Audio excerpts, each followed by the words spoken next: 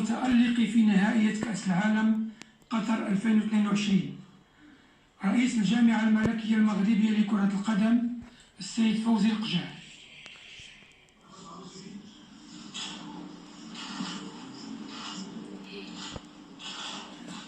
وسام العرش درجة قائد.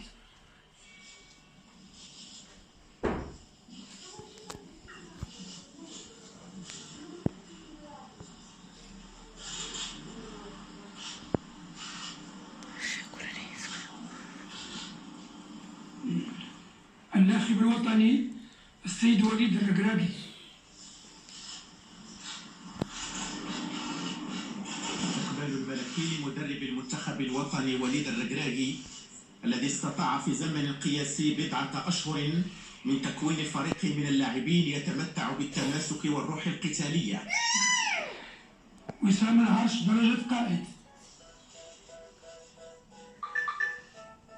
بحرفية عالية وتنافسية قوية وغيرة وطنية صادقة وقيم إنسانية راقية أدى الفريق الوطني منافسات بطولية. اللاعبون: السيد غانم سايس محترف بنادي بشكتاش التركي. وسام العرش درجة ضابط. تكريم الملكي لعميد الفريق الوطني غانم سايس الذي أبان عن روح قيادية في مختلف مباريات المونديال التي جمعت الفريق الوطني. السيد ياسين بونو محترف بنادي اف سي سيفيل الإسباني. وسام العرش درجة ضابط. حامي عرين أسود الأطلس ياسين بونو أول حارس مرمى إفريقي يحافظ على نظافة شباكه خلال 3 مباريات. أرقام قياسية عديدة دخلت سجل مفاخر النخبة الوطنية. السيد أشرف حكيمي محترف بنادي باريس سان جيرمان الفرنسي. وسام العرش درجة ضابط. أشرف حكيمي تجربة فريدة متفردة كمدافع يحسب له 1000 حساب وجدار منيع انكسرت أمامه كرات الخصم تباعا. وتكريم ملكي لجلالة الملك حفظه الله نصره الله. السيد ناصر المزراوي محترف بنادي بايرن ميونخ الألماني. وسام العرش درجة ضابط. نصير مزراوي ذراع آخر من أذرع دفاع المنتخب الوطني الذين عزفوا على أرضية ملاعب قطر سيمفونية مجد كرة القدم المغربية. السيد سفيان الرابط محترف بنادي فيورنتينا الإيطالي.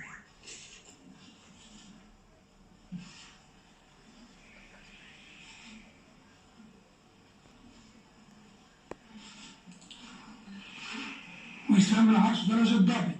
وسط الميدان سفيان مرابط وواسطة عقد المنتخب الوطني النفيس بكل عناصره المتسمة بالاحترافية العالية والتنافسية القوية. كان حاضرا بقوة في المقابلات ال7 لأسود الأطلس. السيد نايف أجرد محترف بنادي وست هام الإنجليزي خريج أكاديمية محمد السادس لكرة القدم. وسام العرش درجة ضابط. المدافع نايف أجرد هو ورفاقه من أجل الوطن. هانت الإصابات وحشدت الهمم فرفع العلم الوطني عاليا تهون في سبيل كل بنادي تشيلسي الإنجليزي.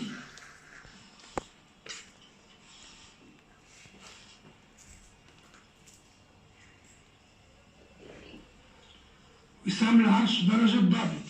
حكيم زياش ذو القدم اليسرى الذهبية والروح القتالية العالية المؤمن حتى النخاع بأن النصر لا طعم له إلا تحت الراية الحمراء بالنجمة الخضراء.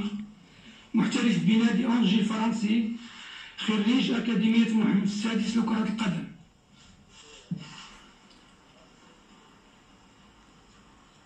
وسام العرش درجة ضابط. عز الدين ناحية الضوء الساطع في كل اتجاهات الملعب وثمرة من ثمار أكاديمية محمد السادس لكرة القدم. السيد عبد الرزاق حمد الله محترف بنادي اتحاد جدة السعودي. كل هذاك عبد الرزاق حمد الله إسهام في صنع لحظات مونديال 2022. السيد أنس زروري محترف بنادي بيرلي الإنجليزي. وسام العرش درجة الضابط. أنس زروري سواعد قوية واعدة لمنتخب قوي متماسك حقق فوزا كان حلما صار حقيقة وشرع الباب نحو عطاءات هي اليوم أحلام محترف بنادي سامبدوريا الإيطالي. وسام العرش درجة الضابط. قصة نجاح كروية أخرى أضافت لسجلها صفحات مشرقة في مونديال قطر. السيد منير الكجوي محترف بنادي الوحدة السعودي.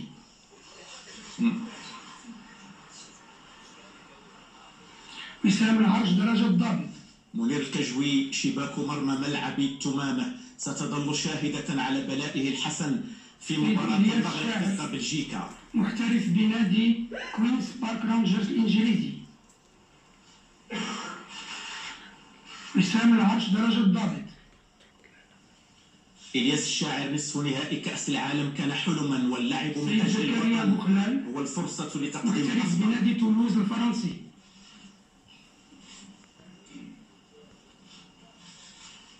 وسام العرش درجة الضابط.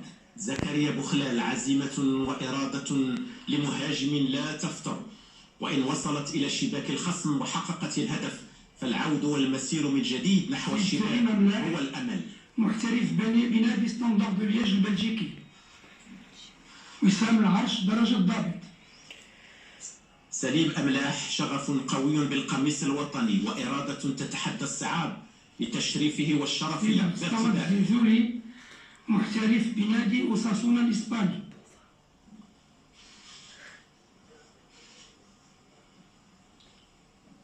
وسام العرش درجة الضابط. عبد الصمد الزلزولي إذا كان للطموح مرادف فالزلزول الشاب مرادفه ويكاد اسمه يوازي فعله في الملاعب. محترف بنادي أورجي الفرنسي. وسام العرش درجة الضابط. سفيان بوفال لن ينسى العالم رقصة بوفال رفقة والدته بعد الفوز على منتخب البرتغال وهي ليست رقصة فرح بفوز كروي فقط. محترف بنادي الريال بايادوليد الإسباني. بل هي عنوان قيم إنسانية نبيلة. جواد اليميق. وسام العرش درجة الضابط. المدافع الشرس جود وعطاء بلا حدود على أرضية الملعب. أسد متشرب بروح قتالية. محترف بنادي اف سي سيفيل الإسباني خريج أكاديمية محمد السادس لكرة القدم. وسام العرش درجة الضابط. يوسف نصيري من تربى على أرض أكاديمية محمد السادس لكرة القدم لن يرضى إلا بالنصر. سيد أشرف داري محترف بنادي ستاد بريستو الفرنسي. وسام العرش درجة الضابط. أشرف داري مسار مشرف وموهبة كروية لبت نداء الواجب الوطني. سيد وليد شديرة محترف بنادي باري الإيطالي. وسام العرش درجة الضابط. وليد شديرة مهاجم المنتخب الوطني فخر واعتزاز بالقميص الوطني وجهد تلو جهد فالمطلب عزيز وجسر العبور إليه مليء بالمطبات. سيد أحمد رضا التقناوتي محترف بنادي الوداد البيضاوي خريج أكاديمية محمد السادس لكرة القدم. وسام العرش درجة الضابط.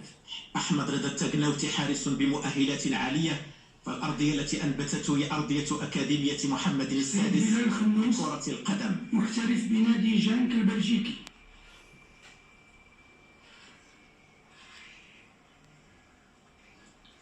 وسام العرش درجة الضابط. بلال خنوس صغير في عمره كبير في وطنيته عملاق في حلمه أخلاق الكبار وعزيمة الشباب. بدر بانون محترف بنادي قطر الرياضي.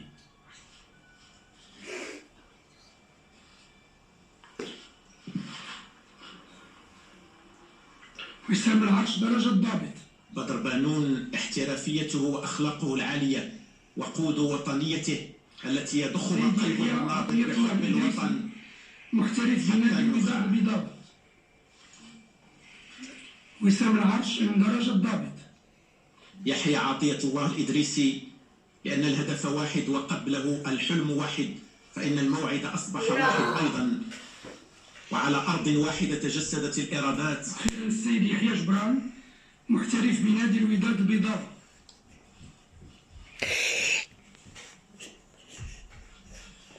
يساوي 10 درجة ضابط. يحيى جبران: من كل المشارب الكروية تشربوا، والتحمت الخبرة بالخبرة، وزادت الإرادة الكتيبة قوة، فالتألق أبدا لم يكن صدفة، هو عمل شاق ومسار طويل، لكن بنفس الإصرار والتحدي تحقق ما كان يبدو مستحيلا.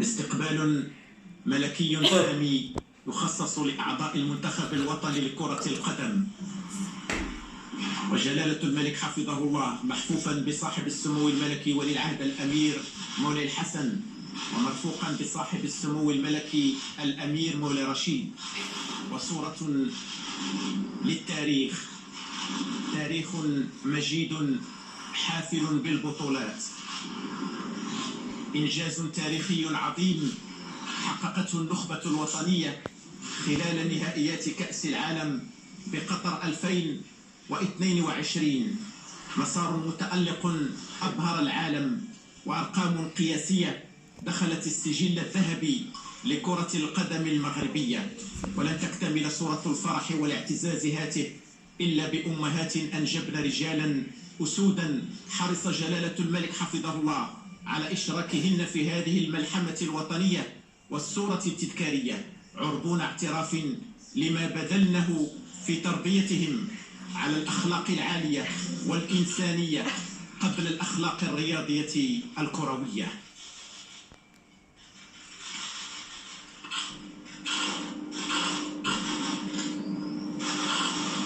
أوسمة ملكية كريمة من يدي صاحب الجلالة الملك محمد السادس نصره الله على صدور أسود الأطلس أبطال المغرب.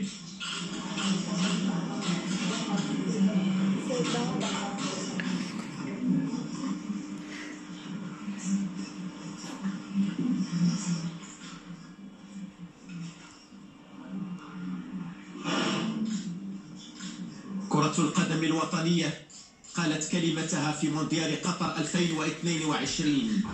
العالم بكامله رأى وعشق المواهب المغربية، أسود الأطلس التي حاربت بندية أقوى وأعتى الفرق. لحظة للتاريخ يقدم خلالها أسود الأطلس إلى صاحب الجلالة الملك محمد السادس نصره الله تذكارا تعبيرا منهم عن المحبة اللامشروطة والوفاء الدائم للعرش العلوي المجيد، والامتنان للرعاية والعناية الملكية السامية التي أحاط بها جلالة الملك حفظه الله أسود الأطلس طيلة منافسات كأس العالم بقطر 2022.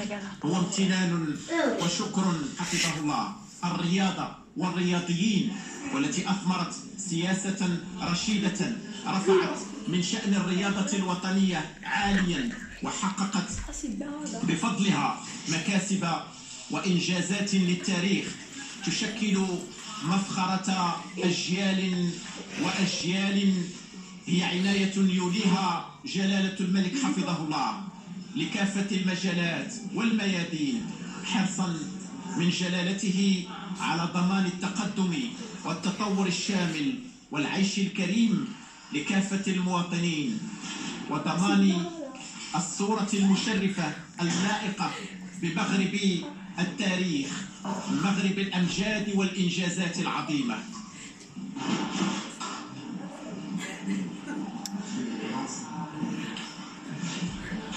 كرة القدم الوطنية هي في فرحة كبرى وعرس كبير وتشريف ملكي تحظى به عناصر النخبة الوطنية، أسود الأطلس التي حاربت بندية أقوى وأعتى الفرق، متصدرة القائمة العالمية لتصعد الدرجة بدورها نحو العالمية. ولن يكون مونديال قطر إلا بداية لصعود يتلوه صعود، فكتيبة وليد الركراجي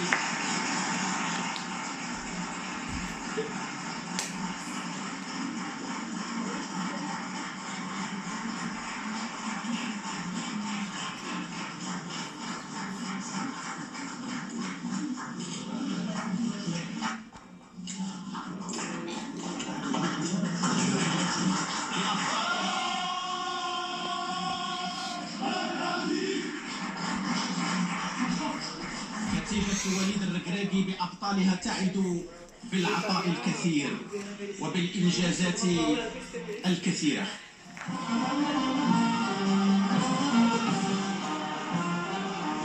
الفتح المغربي هذا فتح أبوابا كبيرة وكثيرة للأمل.